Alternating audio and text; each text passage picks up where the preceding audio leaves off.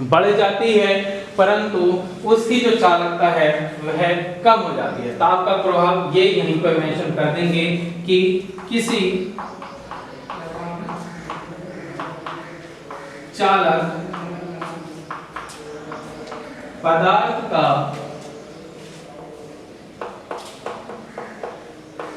ताप बढ़ाने पर उसकी प्रतिरोधकता अधिक तथा चालकता कम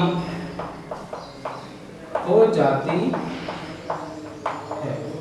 ठीक, ये मैंने आपको पिछले लेक्चर में भी कराया था। इसकी पीडीएफ मैं सेंड करूंगा, फिर एक बार और बता रहा हूँ। ये लिखने की आवश्यकता नहीं है, यहाँ जो लिख रहा हूँ केवल समझाने मात्र उद्देश्य से लिख रहा हूँ। इसकी पीडीएफ मैं आपको सेंड कर दूंगा, ठीक है? तो आप मुझे बता देंगे। अब इसके बाद लेते हैं हम अर्धचालक। क्या लिखते हैं? अर्धचालक। तो सबसे पहले तो हमें ये जानना है कि अर्धचालक हमारे होते क्या हैं। क्या जानना है कि हमारे अर्धचालक होते क्या हैं। अर्धचालक वे होते हैं जो सामान्य ताप पर परम शून्य ताप पर अचालकों की भांति यानी कि कुचालक की तरह व्यवहार करते हैं, तथा सामान्य ताप से थोड़ा सा ताप उसका बढ़ा दिया जाए तब वह किसकी भांति व्यवहार करते हैं? चालकों की भांति व्यवहार करते हैं। तो यानी कि उसे क्या कहते हैं? हम अर्धचालक कहते हैं। ठीक, अब इसकी प्रतिरोधकता की बात करें तो इसकी जो प्रतिरोधकता होती है, प्रतिरोधकता कितनी होती है? 10 की घात -5 से 10 की घात -6 ओम मीटर। कितनी होती है? 10 की घात -5 से 10 की घात -6 ओम मीटर तक होती है। और जबकि इसकी चालकता, इसका उल्टा कर दें तो कितना जाएगा? 10 की घात 5 से 10 की घात 6 ओम मीटर तक होती है। ठीक, अगर इसकी हम इस पर ताप का प्रभाव याद करें, ताप का प्रभाव, ठीक, यानी कि अर्धचालकों पर ताप का प्रभाव क्या होता है? अभी मैंने क्या बताया था? कोई भी धातु है, कोई भी अर्धचालक है। अर्धचालक हमारे जैसे कि जर्मेनियम, सिलिकॉन इत्यादि, ये सब क्या है? हमारे अर्धचालक हैं।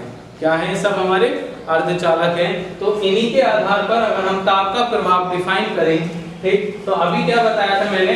सामान्य ताप पर, सामान्य ताप से उसका ताप क्या कर दिया हमने? थोड़ा सा बढ़ा दिया, तब उसकी जो किसकी भांति व्यवहार करने लगते हैं? चालक धातुओं की तरह, यानी कि चालक पदार्थ की तरह व्यवहार करने लगते हैं। यानी कि ताप में वृद्धि करने पर अर्धचालकों की चालकता क्या हो जाती है? बढ़ जाती है, तभी तो वो चालक की तरह व्यवहार कर रहे हैं। ठीक, यानी कि ताप सामान्य ताप से, यानी कि रूम टेम्परेचर से, सामान्य ताप से अधिक ताप बढ़ाने पर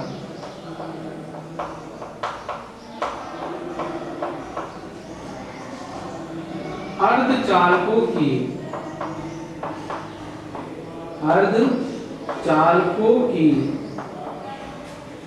चालकता बढ़ जाती है,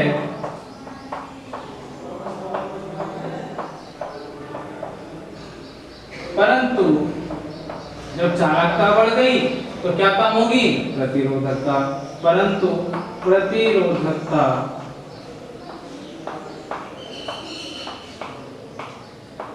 कम हो जाती है। क्लियर? देखो मैंने 2 टॉपिक पढ़ा है अभी। चालक और अर्धचालक किसके आधार पर बताएंगे? चालकता के आधार पर बताए। चालकता क्या होती है?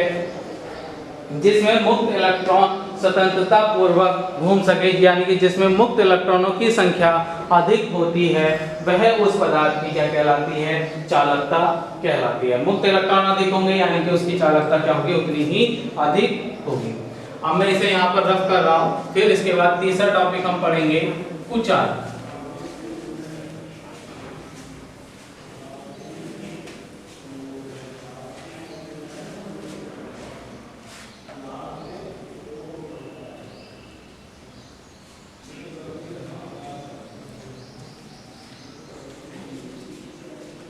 यहाँ पर देखेंगे नंबर तीसरा है इसमें कुचालक। कुचालक हमारे क्या होते हैं? जिसमें मुक्त इलेक्ट्रॉन नहीं होते। वह पदार्थ जिसमें मुक्त इलेक्ट्रॉन नहीं होते उस पदार्थ को हम कुचालक कहते हैं, या फिर ये कह लीजिएगा जिसमें वैद्युत धारा का प्रवाह नहीं होता उसे क्या कहते हैं? हम कुचालक कहते हैं। ठीक है, तो इसकी प्रतिरोधकता हम देखते हैं और चालकता देखते हैं कितनी होती है। तो इसकी प्रतिरोधकता की बात करें हम, प्रतिरोधकता 10 की घात 11 से कितनी होती है?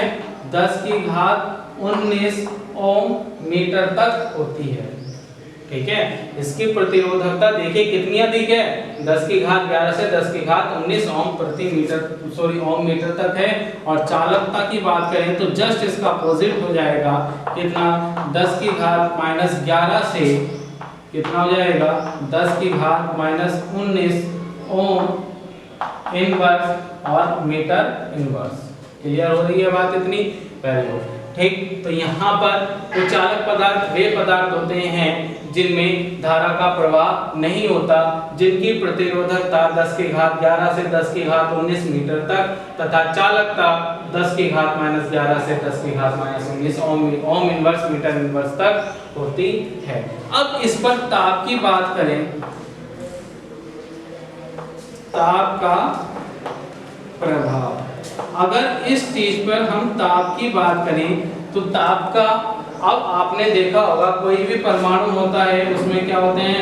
उसके नाभिक में न्यूट्रॉन प्रोटॉन होते हैं तथा बाह्य कक्षा में क्या होते हैं? इलेक्ट्रॉन उसमें घूमते रहते हैं। तो सबसे बाह्य कक्षा वाला जो इलेक्ट्रॉन होता है वो इस नाभिक के साथ बहुत कम आकर्षण बल से क्या होता है? बंधा हुआ होता है। अगर इसे हम बाहर से ऊर्जा दे देते हैं, यानी कि ऊष्मा दे देते हैं, ऊर्जा दे देते हैं, तो यह अपनी कक्षा छोड़कर क्या हो जाता है? बाह्य कक्षाओं में यानी कि स्वतंत्र रूप से पदार्थ में घूमने लगता है, जिसे हम क्या कहते हैं? मुक्त इलेक्ट्रॉन कहते हैं। अब कुचालक पदार्थ की बात आ रही है, तो जब हमने ताप में वृद्धि की तो ऊष्मा दी, तो इसमें से कुछ इलेक्ट्रॉन ऐसे होते हैं, कुछ ही, उनकी संख्या मतलब एक तरह से नगण्य अल्प होती है, बहुत कम होती है। तो कुछ इलेक्ट्रॉन ऐसे होते हैं जो स्वतंत्र रूप से उस पदार्थ में घूमने लगते हैं, यानी कि उसकी चालकता जब वे घूमने लगेंगे, अल्प इलेक्ट्रॉन है और जब वह घूमने लगेंगे तो उसकी चालकता में कैसी वृद्धि हुई? अल्प वृद्धि हुई। यानी कि क्या लिखेंगे? कुचालक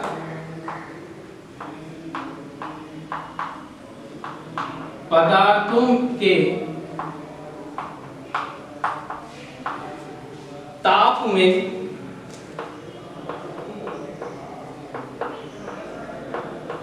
वृद्धि करने पर इनकी चालकता में अल्प वृद्धि तथा प्रतिरोधकता में, जब इसमें वृद्धि हो रही है तो प्रतिरोधकता में कैसी कमी होगी? अल्प कमी हो जाती है। ठीक, तो हमने चालकता के आधार पर डिफाइन किया। सबसे पहला टॉपिक कि चालक क्या होते हैं, दूसरा डिफाइन किया कि अर्धचालक क्या होते हैं, और तीसरा हमने डिफाइन किया कि कुचालक क्या होते हैं। अर्धचालकों पे हमने ताप का प्रभाव जाना कि उस पर ताप का